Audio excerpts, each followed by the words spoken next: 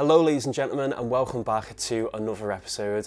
On today's video we're going to be starting a new series which pretty much everybody that does anything to do with gaming on YouTube does, and that is games I am playing right now or have been playing recently at the very bare minimum. Yeah, this is being done to death, but I'm trying to get a bit more content on the channel at the moment, and actually I think that this would be really nice for a bit of a bit of interaction with the viewers. You can tell me what you've been playing and maybe you'll influence me enough and convince me to start playing it, and on the next video you'll see it mentioned there. Anyway, we're going to kick straight off with this, starting with the first game, which is going to be on the PlayStation 1. So, here we go. For anybody who's watched the channel for a while, they're going to know that the PlayStation 1 is my favourite console of all time. Honestly, if you watch any of my videos, you're going to know the PlayStation 1's my favourite console ever, because I seem to mention it every single time I put something out. I love that console to bits, but one thing that I will say is, on a regular basis, I surprisingly play few PlayStation 1 games. Now the reason for that is because all the games that I love, and I loved in the past and things like that, I've already played to death. Stuff like Metal Gear Solid, Final Fantasy 8, Final Fantasy 9, Abe's Odd World, all that type of stuff. I've already played them over and over again. But there are games which I've collected. I mentioned in the last video about being a game-verse collector. I only buy games that I actually like, or at least they intend to play. And during that video, I mentioned a particular game called Vandal Hearts. Now, that game is right here, Vandal Hearts by Konami. So I mentioned that I don't play too many PS1 games regularly. Now, a lot of them are already released on newer consoles and things like that, so that's the reason why. But Vandal Hearts here, as far as I'm aware, you can only play on the PlayStation 1. And this is, in all honesty, the first proper strategy grid-based RPG I've really ever played fully. I've played things like Shining Force in the past, and I've had a little go on Final Fantasy Tactics, but I've never really got into it. But since I got with Ashley, she's my partner, she's been pushing Fire Emblem and saying how amazing this game is. And I remember some of the other mates saying things like Advance Wars are really good in the past. So just one day I decided, I'm going to give this a go. And what a game, I absolutely loved it. I'm sure if you're an expert and you play nothing but strategy RPGs, this is just going to be a bang average game for you.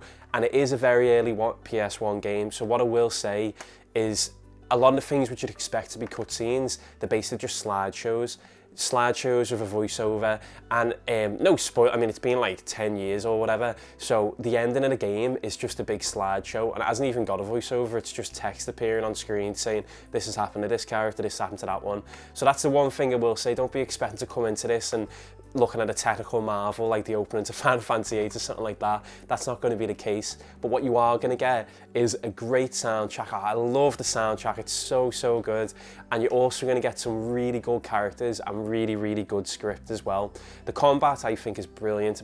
There's definitely areas where it can improve, and I'm hoping the Vandal Hearts 2 is going to be like that, because I've not played that, and it's quite an expensive game. Last time I checked, it was like 50 to 60 quid or something, but I will pick it up, definitely. Especially after completing this one, I'm definitely going to do it.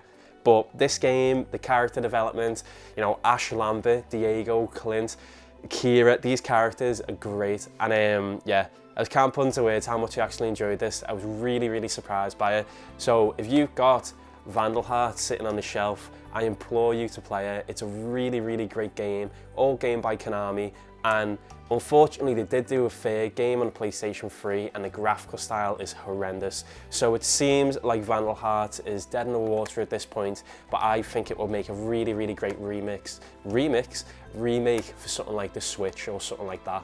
So anyway, that's Vandal Hearts, and that's the first game that I've been playing recently. I had such a good time with this game, but we're going to move over to some more modern consoles right now. Before we talk about the games that we got really invested in recently, I just thought it'd be a good idea to talk about games that we've been playing passively. So, for instance, I'm a big Everton fan, and like all footy fans in the UK, obviously I play FIFA from time to time. I usually put it on after work or something and just, live out my Everton dreams and things like that. Maybe it'd be a good opportunity to put up a goal that I scored or something. But Ashley has also been playing a lot of Stardew Valley. Now, similar to the likes of Animal Crossing and FIFA as well, these are games that you play over the course of like a whole year, don't really have an end to them, and you can just play them forever. But what I really wanted to talk about was a game that I've tried to play recently. So not too long ago, I subscribed to the magnificent PlayStation magazine. I'm sure I'll do a cutaway here, but the cover in this month's copy was Final Fantasy 16. I don't know if it was the cover that got me really excited about it, but I was in a big Final Fantasy. I just had a lot of desire to play those games. They also ranked the Final Fantasy console games, well, just all the Final Fantasy games, sorry. And I just want to mention dead quickly, they put Final Fantasy X in 7th, and they put Final Fantasy 12, the Zodiac Age, in number 1. So I don't know who made this list, but they really messed that one up big time. That's probably about as nice as I can say about that. But the thing which I really want to mention from that was this magazine came with a really small guide to Final Fantasy 14. I'll do a cutaway to this, obviously, but yeah, I haven't played an MMORPG since RuneScape, seriously, and I did a stream of that on the channel and everything. But yeah, it had a guide to this. There's like a 30-day free trial at the minute, and I thought, you know what? I love Final Fantasy. Maybe this would be great. Man, I turned on this thing, right, and I just could not get into it. I don't know, I was playing with a controller, and I think it's definitely a game you should probably play with a mouse and keyboard. But what I wanted to say is, anybody who watches the channel, if you actually play Final Fantasy 14 online, if you actually want to teach me how to play the game and try and get me invested in it, I'm more than happy to do that. And maybe this time we do the next games I'm playing, I'll be talking all about Final Fantasy 14. But yeah, just wanted to mention them quickly. And now we're going to mention some games on the Nintendo Switch. This month, an awful lot of good games that came out on Nintendo Switch, and I think that we've basically got them all. So this month, we picked up Bravely Default 2, which is a really decent game, and if anyone liked the 3DS one, I think they're really, really gonna like this. We also picked up Persona 5 Strikers. Ash is an enormous Persona fan. Do you know what, we'll have to do a video about that one day and just cover the whole thing. And we started them, but we haven't really got into them. But the game which we have absolutely got into and we've really fell in love with is this one. Super Mario 3D World plus Bowser's Fury. Now, we've not begun Bowser's Fury yet, but Super Mario 3D World, where do I even begin with this game? I absolutely love this game. It's one of the first games that I got with me Wii U, which was actually the first console that I properly bought with my own wages, which is pretty amazing, to be honest. But I managed to get loads over birthdays and things like that, but that's not what this video is about. But yeah, it's Super Mario 3D World. Me and Ash have just been having the best time. When I first played it, I just played it in single player. I didn't play it co-op or anything. But I'm having such a good time. I'm really surprised how well the game actually works with co-op. The only thing I will say is if you're not using the actual tablet controller, you know, the screen, the parts of the game where you have to touch things to move the environment, they're quite difficult because you've got to like hold the trigger button and select it with similar to like a Wii play hand, you know what I mean? And that can be quite tough because some levels are really intense. But yeah, this game, the music in it, I love the cat suit. You know, we've got a cat, we got Barney. He's a really, really good lad. And yeah, every time we go in, you know, we're always like, Barney, look, you know, Toads became a cat. But yeah, we're just having a really, really good time with that game. And if you've never played it, I think it was the first game that I want to port it over from the Wii U to the Switch. For me, when the Switch first came out, I had these big dreams of, you know, every single big 3DS game ever is going to come out to the Switch, and every single Wii U game that didn't get played is going to come out to it. And in a weird way that has happened, but not quite to the level that I was hoping for. But yeah, Super Mario 3D World, one of the best games around at the minute. I think it's probably going to end up being one of my games of the year, even though, you know, it's a remake and everything. I have heard that Bowser's Fury is really, really good as well, so I'm looking forward to playing that. And if you've played it, let me know what you think about it. And if you haven't played it, what are you doing? Just buy it on finance or something, get this game, absolutely. But yeah, Super Mario 3D World, brilliant game. We've done it, people. We've reached the last game that we've been playing recently, and I don't have a physical copy of this game to put in front of camera right now, but what I do have is this, and that is a DualSense controller from the PlayStation 5. Yes, that's right, people, we finally have got a PlayStation 5. I'm actually not too sure why we haven't done a video about this, or, you know, at the time we were working when it got delivered, so we didn't have time to like film an unboxing or anything like that. We just wanted to get on it and start playing it. What do I think about the PlayStation 5? what I think about it is we're at the stage now where there's some really decent games in it, but we're waiting for the, you know, the big ticket items, things like God of War 2 and things like that. I imagine a lot of games from the PlayStation 4 will probably end up getting remakes as well. Do you know, when the PS4 came out, The Last of Us 1 got a remake quite early on, a remaster, sorry. So I imagine that'll be a similar situation with this. But overall, I'm loving the PlayStation 5. It's the biggest console of all time, and I cannot wait for a slim version already. But the reason I just showed you this and didn't show you a game is because there is no physical game of this right now, and that is Astro's Playroom. Yes, Astro's Playroom, a fantastic game and by far my favorite PlayStation 5 game, like not even a question about it.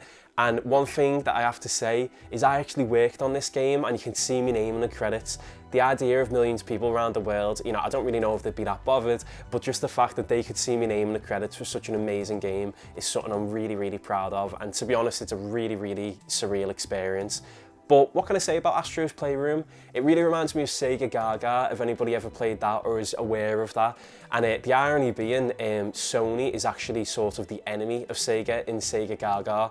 But what I mean by that, and the reason I'm putting them together in a likeness, is because it's a big, massive love letter to fans. Over all the different generations, it encompasses everything. You know, you collect all the artifacts of everything, all the things like the PlayStation Pocket, you know, the PSP microphone, you know, silly things like that, but also big things as well. Like obviously all the different hardware models and things like that got released. But it's a real collectathon. Collecting things in this game is amazing, and it really utilises the DualSense controller and really shows you everything that it's capable of. And I genuinely hope that games going forward do bring that into regard when they're developing the game, because, you know, I remember when I think it was Killzone Shadowfall or something like that came out, and that tried to use a lot of the DualShock 4's controller capabilities, but it didn't go down quite as well, whereas Astrobot has been perfect. And for me, I think it's a great mascot for the company as well. You know, ever since, you know, back in the day of like Crash Bandicoot and that, you know, Sega's got Sonic, you know, Nintendo's got Mario, and PlayStation's always been in this weird point where they sort of have a lot of options to use a mascot. But in the last generation, Astrobot came through on the PlayStation VR, and those games were brilliant as well. I'm not the biggest fan of VR in the world, but I absolutely love them games. Thought they were amazing. And yeah, for me now, Astrobot has its place as a real staple in the PlayStation 5, or in PlayStation's games inventory, you know what I mean? If you're looking at the Mount Rushmore, I think that's very close to getting there for PlayStation. But yeah, love this game from start to finish, and it's actually the first platinum that I have ever got on my PSN account. I'm not a big completionist type of person like that, and you know, think games like Spider-Man, the PlayStation 4, for instance, I was that close to getting a platinum, but the minute I start not enjoying the game or getting a bit tired of it, I just stop playing it and move on to, I mean, I've got like millions of games here, you know what I mean? So there's a lot of things for us to play.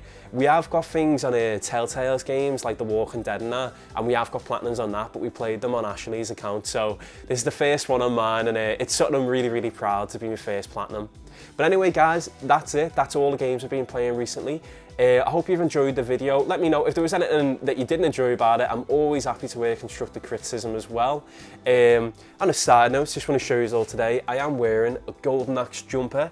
That was a very random thing to do, but last few videos I've had to cut out my shirt, and today I've got a cool one on, so I thought I'd just show you that. Anyway, little side thing there for you.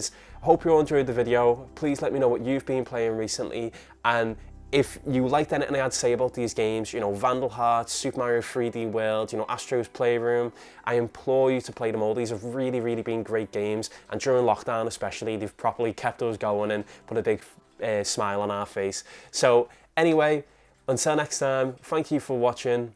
Peace.